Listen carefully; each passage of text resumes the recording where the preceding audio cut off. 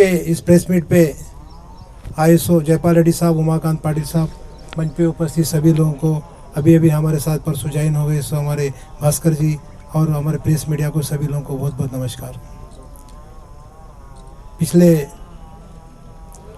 10 साल के कार्यकाल में जहराबाद पार्लियामेंट के डेवलपमेंट के लिए, तेलंगाना के डेवलपमेंट के लिए, रीऑर्गेनाइजेशन में जो बातें बताए थे उसके पूरा करने के लिए पूरी तरह से कोशिश करके बहुत सारे काम अपन ने कर लिए। उसे Zaheerabad town, Zaheerabad parliament, Zaheerabad assembly एक अच्छा असेंबली है जहाँ पे डेवलपमेंट करने के लिए बहुत सारा स्कोप है। उसी तरीके से अपने निम्स इंडस्ट्री रहने की वजह से सभी लोगों को एम्प्लॉयमेंट मिलने का पूरा यहाँ पे मौका है। फिर भी पिछले 10 साल के कार्यकाल में बहुत कम कंपनीज यहाँ पे MOU करने से उसका डेवलपमेंट अभी भी पीछे है। तो पिछले 10 साल के कार्यकाल में मोदी जी ने सबका साथ, सबका विकास, सबका विश्वास बोल के सभी लोगों के लिए काम करने की बात करी है। तो आज खास करके कॉन्स्टिट्यूशन के बारे में सभी लोगों ने बात कही। इसमें कॉन्स्टिट्यूशन के बारे में पार्लियामेंट के हमारे ऑनरेबल प्राइम मिनिस्टर साहब सीधा बोले कि किसी हालत में कॉन्स्टिट्यूशन बदलने का कोई मौका नहीं है, 100% मेरी गारंटी है बोल के एक नहीं 2 स्टेज पे बताया। इसे जब अल्लादूर के मीटिंग में बहुत सारे राज्य की समस्या उनके सामने रखे थे, उसमें एक एक करके उन्हें पूरा करने का काम किया। इसमें तेलंगाना में जो लोग BCD में हैं उनको OBC मिलने के बारे में सभी लोगों की कोशिश थी। वो कोशिश हम पिछले 10 साल से पूरा करते करते NCBC कॉरपोरेशन से लेके सोशल जस्टिस मिनिस्टर के पास वो लेके आए। इसमें डेफिनेटली कैबिनेट में आने के लिए पेंडिंग है। कैबिनेट में आने के बाद जो OBC का इश्यू है, जिसमें खास करके मराठा कम्युनिटी है, लिंगायत कम्युनिटी है, उसके अलावा और भी 24 कम्युनिटीज़ है, उसका काम पूरा करने के लिए प्राइम मिनिस्टर ने बात की है।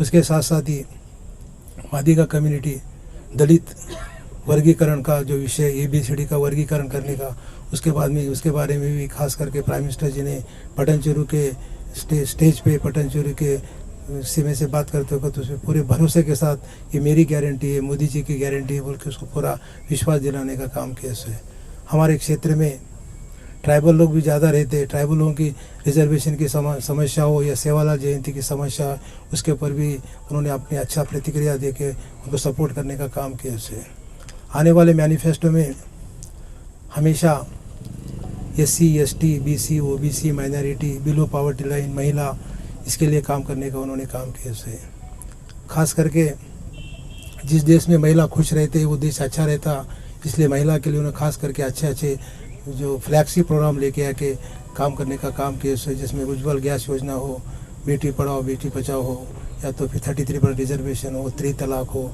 डेफिनेटली 33% रिजर्वेशन का बिल कैबिनेट में रखने के लिए पास हो गए। इसके बाद आने वाले दिनों में डेफिनेटली हमारी महिला लोग इससे ज़्यादा प्रतिशत हर सेक्टर में दिखेंगे। असेंबलीज हो, पार्लियामेंट हो, लोकल बॉडीज़ हो, एक अच्छा खुशी की बात है। और उसके साथ ही आपको खास करके बताना चाहता हूँ, जहराबाद पार्लियामेंट का डेवलपमेंट करने के लिए जब भी हम केंद्र सरकार के मंत्री के पास जाते थे और माननीय प्रधानमंत्री के पास जाते तो बहुत सारा उनको सपोर्ट करके हमारे को काम करने का मौका दिया। इसलिए सभी तेलंगाना वासियों की तरफ से प्राइम मिनिस्टर जी का, उसके साथ कैबिनेट मिनिस्टर का धन्यवाद देना चाहता हूँ। हम बहुत सारे national highways, railway lines, railway station, rural urbans, Kendriya Vidyalaya, ऐसे अलग फिजिकली हैंडीकैप लोगों के लिए अलग अलग स्कीम्स, इस तरीके का काम हमने करने का काम किया। इससे फिर भी जहराबाद पार्लियामेंट एक बैकवर्ड पार्लियामेंट होने के नाते और भी बहुत सारे काम करना बाकी है। 2014 के पहले पीने की पानी की समस्या रहती थी, रोड की समस्या रहती थी, बिजली की समस्या रहती थी। ये सभी बातें पिछले 10 साल के कार्यकाल में हुई, इसलिए सभी लोगों को, पिछले सरकार के लोगों को भी उसमें उनका कंट्रीब्यूशन रहा, इसलिए उनको भी धन्यवाद देना चाहता हूँ। डेफिनेटली आने वाला सरकार BJP सरकार है, ये तो 100% पक्का है। भारत देश का हर एक आदमी डिसाइड होके है कि इस बार किसी हालत में BJP को जिताना है, BJP को वोट देना है, BJP से फिर एक बार प्राइम मिनिस्टर मोदी जी को बनाने का है। अब की बार 400 पार का नारा लेके फिर एक बार मोदी जी का नारा लेके पूरा भारत देश गूंज रहा है। डेफिनेटली अब की बार 400 पार में अपन भी शामिल हो जाएंगे तो आने वाले दिनों में जो डेवलपमेंट आपने पीछे है सो सभी डेवलपमेंट एक एक करके पूरा करने का पूरा विश्वास मैं दिलाता हूँ। क्यों तो केंद्र में जो सरकार है वही पार्टी का अगर MP रहे तो ज़रा उसको अच्छा काम करने का मौका मिलता तो डेफिनेटली अपने ज़रूरत पार्लियामेंट के डेवलपमेंट के लिए हो, तेलंगाना के डेवलपमेंट के लिए ज़रूर अपन अच्छा काम करें, ज़्यादा से ज़्यादा फंड्स लेके आके इससे भी ज़्यादा काम करेंगे ऐसा विश्वास दिलाता हूँ। ये सब होना बोले तो आने वाली 13 तारीख को सभी लोगों में कमल के फूल पे वोट दे के जिताना चाहिए। मेरे साथ साथ ही तेलंगाना के सभी हमारे BJP के कैंडिडेट को जिताएंगे ऐसा पूरा विश्वास है।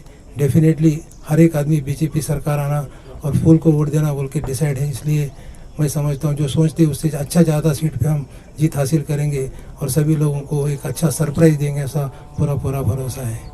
और ख़ास करके कांग्रेस गवर्नमेंट आने के बाद कुछ 6 गारंटी और कुछ बातें बताए थे, उसमें से कितने काम पूरे हो गए कितने काम पूरे नहीं हुए और जनता के सामने है। इसलिए जनता को सोचना चाहिए।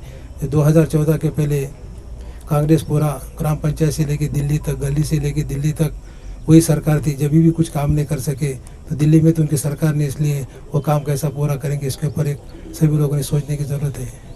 डेफिनेटली आने वाले सरकार में डेवलपमेंट की सोच है। हमारे प्राइम मिनिस्टर एक इनोवेटिव विजनरी पॉलिटिशियन, इसलिए आने वाली समस्या कैसा दूर करना, आने वाले दिनों में क्या करना चाहिए इसके लिए काम करने का उनका सोच है। आज हम GDP में सबसे आगे है। 4.4 से लेके 8.4 हमारा GDP हो गया सो है। उसी के साथ साथ भारत विश्व गुरु बोल के माना जाता है। उसके साथ ही $5 ट्रिलियन के साथ तीसरे नंबर पे हम लोग जा रहे हैं। ये सब बहुत ही इम्पोर्टेंट पैरामीटर्स है जो देश के लिए ज़रूरी होते हैं। ये सभी कामों के लिए मैं आप सबकी तरफ से माननीय प्रधानमंत्री जी को धन्यवाद देना चाहता हूँ और सभी लोगों को बताना चाहता हूँ डेफिनेटली आने वाले सरकार में इससे ज़्यादा डेवलपमेंट करेंगे और अच्छा काम करेंगे। धन्यवाद।